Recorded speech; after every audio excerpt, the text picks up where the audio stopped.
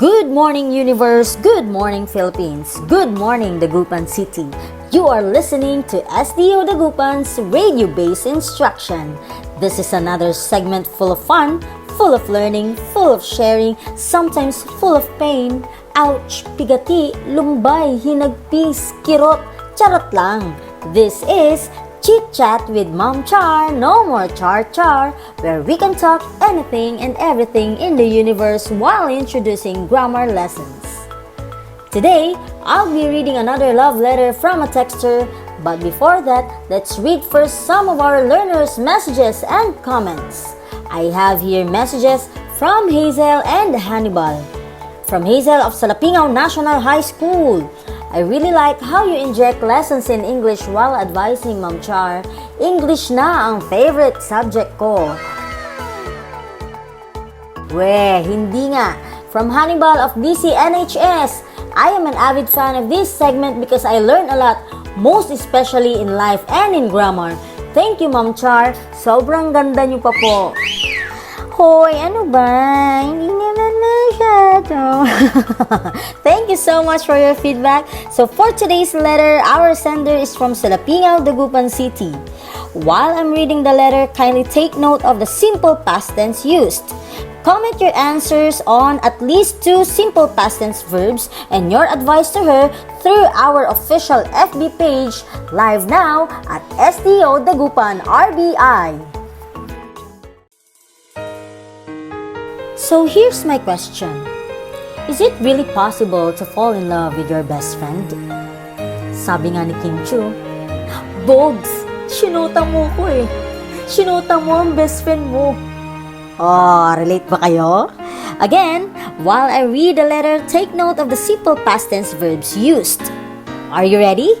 So here it is. Dear Mom Char, I am Ambrosia from Salapingaw, Dagupan City. I am a fan of your segment since day one. It is now that I only got the courage to finally ask for an advice because I can't take it anymore. I had a boy best friend, Mom Char. Let's just call him Badong. Badong was my classmate, so we got to see each other almost every day. We used to spend our time after school at Tondaligan Beach. We always ate our favorite isaw and kwek-kwek while waiting for the sunset. I must say, we spent most of our time at the beach. I even went with him during their harvest of bangus. He saved me from every fight. Badong called and messaged me every time. He was always there for me.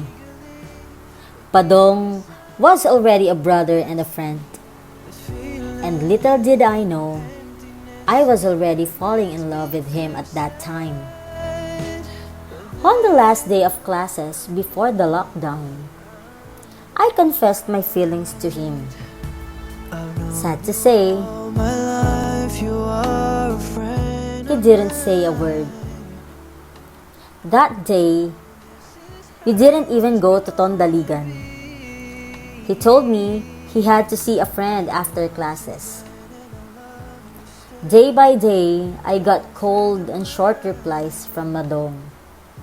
Until after 3 months of lockdown, I didn't hear anything from him. Mom Char, I feel like I was ghosted. What shall I do?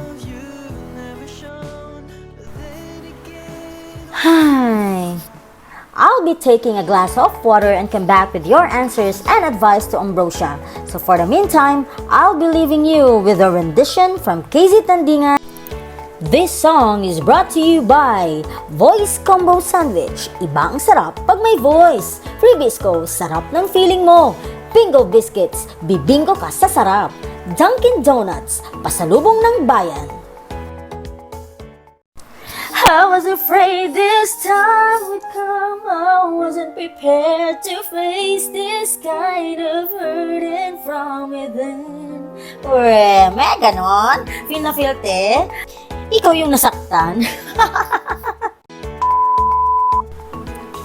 Time check, exactly 10 in the morning. Alright, you are still listening to STO Dagupan Radio-Based Instruction. You're still with me, Teacher Charlotte, so I'll be reading your answers through our FB Live at STO Dagupan RBI.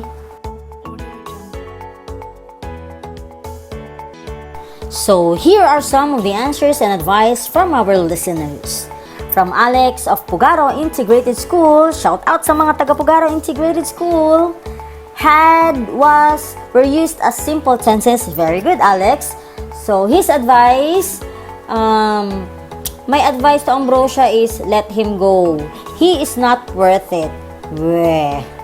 From Donita of ECIS, used to and ate. Those are my answers, ma'am. Okay, very good, Donita. All I can say is that Ambrosia should call Badong for an explanation, for an acceptable reason. Taray, parang line ni Piolo yun From Pishong of BBNHS, shout out sa mga taga BBNHS. My answers, ma'am, were spent and went. So my advice is, if I were you, Ambrosia, go to Badong's house. But if he doesn't want to talk to you, edi don't. Taray. From Pipoy of DCNHS. Ma'am, my answer, called and messaged. Okay, so it's called and messaged. For me, ma'am, as a man, I can sense that Badong has no interest to you, Ambrosia. So you should move on. Okay, let's have from Pidong of CNHS. Simple past tense. Was and saved. My advice is, Ambrosia, if you think he doesn't like you, find another man. There are so many fish in the sea. Galaw-galaw. Oo nga naman. Okay, from Ulysses of JJDVSTVSS. Simple past tense used, confessed, and did not. Okay, very good, Ulysses. My advice to Ambrosia is that give him time to think, sister. Mga 2 years. Ha ha ha ha. Ang tagal naman ng 2 years. And the last one, from Myla of Federico Enceralde Integrated School. Ma'am, my answers were and got. Very good, Myla. So, my advice, okay, what's your advice, Myla? If I were you, forget about that Badong. It's so obvious. He doesn't like you. Move on, girl. Okay, so all of your answers are correct. Very good. Based from your pieces of advice, Ambrosia must move on and forget about Badong. Hi, sad. So sad. To all our listeners, you have easily identified simple past tense verbs. So in narrating a story that already happened in the past, you must always use verbs in the simple past tense. And we'll have more of that lesson in our next segments. Okay, so here's my advice to you, Ambrosia. Talk to him even through Messenger or even through text messaging. And explain your side, that you just want to be honest, you know? It's not yet too late. If you can save the friendship, then go. Because I believe friendship lasts longer. So malay mo, di ba? Malay mo, mas mag-work yun. Anyway, you're both young. You pursue your dreams, and who knows, maybe in the future, Badong will have the same feeling for you. So let's just pray by that time you still have it or you're both ready. That's it. I hope you got the answer to your question. Thank you so much, Ambrosia, for sharing your story with us. We'll read another one tomorrow with another grammar lesson. So for tomorrow's segment, kindly read forming irregular verbs to past tense. Also, if you have comments, questions, or suggestions, you may DM me on my official FB page at Teacher Char RBI Dagupan. This is Teacher Charlotte Andrea Ponce. Talk to you tomorrow on Chit Chat with Mom Char. No more Char. So for the meantime, I'll be leaving you with a song from Rick Price, Heaven Knows.